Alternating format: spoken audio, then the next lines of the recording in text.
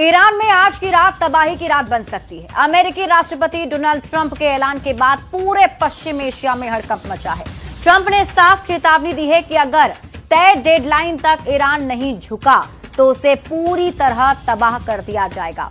इसी बीच ईरान में अमेरिकी रेस्क्यू ऑपरेशन को लेकर बड़े सवाल उठ रहे हैं। क्या ये सिर्फ सैनिकों को निकालने की कार्रवाई थी या इसके पीछे यूरेनियम से जुड़ा कोई गुप्त मिशन था? इजराइल की गोलानी ब्रिगेड के मोर्चे पर आने की खबरें भी डर बढ़ा रही है। सवाल यही, क्या जंग अब परमाणु तबाही से बस एक कदम दूर है? अमेरिकी राष्ट्रपति ट्रंप ने जो डेडलाइन ईरान को दी है उसकी मियाद की उल्टी गिनती शुरू हो गई है। करीब 20 घंटे का वक्त अब बचा हुआ है, लेकिन इस डेडलाइन के खत्म होने से पहले ही ईरान ने साफ साफ कह दिया है कि वो अपने देश की सुरक्षा के लिए कुछ भी करेगा। मतलब डेडलॉक बना हुआ है। और इन सब के बीच खबर मुस्तफा खामेनेई को लेकर भी है। सवाल उठ रहे हैं कि मुस्तफा खामेनेई कहां हैं? उन्हें लेकर एक इंटेलिजेंस मेमो सामने आया, इसकी डिटेल आपको आगे दिखाएंगे। लेकिन सबसे बड़ा खतरा इस वक्त ईरान पर मंडरा रहा है, क्योंकि ट्रंप कह चुके हैं कि डेडलाइन खत्म हुई तो ईरान में तबाही आएगी।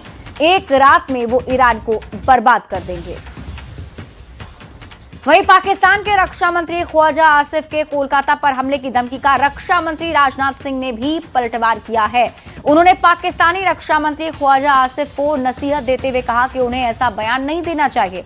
उन्होंने इतिहास को याद दिलाते हुए बताया कि 55 साल पहले पाकिस्तान ने ऐसी हरकत की थी जिससे उसके 2 टुकड़े हो गए हैं। रक्षा मंत्री राजनाथ सिंह ने कहा कि अगर पाकिस्तान बंगाल पर नजर डालने की कोशिश करेगा तो भारत आतंक के आका पाकिस्तान के कितने टुकड़े करेगा ये पाकिस्तान को भी नहीं पता होगा।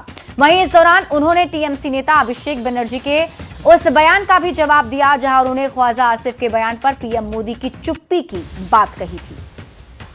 वैसे मैं कुछ बोलना नहीं चाहता हूं, लेकिन पाकिस्तान के डिफेंस मिनिस्टर ने जो स्टेटमेंट दिया है उसके बारे में इतना ही कहना चाहूंगा कि उन्हें यह नहीं भूलना चाहिए कि आज 55 ईयर पहले 1971 में एक बार बंगाल की तरफ नजर उठाने की कोशिश पाकिस्तान ने की थी, तो पाकिस्तान के 2 टुकड़े हो गए।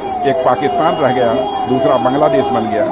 इस बार यदि हरकत की गई हमारे बंगाल की तरफ नजर उठाने की, उसका क्या परिणाम होगा यह भविष्य के गर्भ में ही लिखा हुआ है और इसका पता चल जाएगा। सर, अभिषेक बनर्जी की तरफ से कहा गया कि भाजपा की तरफ से, बड़े नेताओं की तरफ से, मोदी जी की तरफ से कुछ बोला नहीं जा रहा है। अरे मैं देश का रक्षा मंत्री हूं, मैं बोल रहा हूं।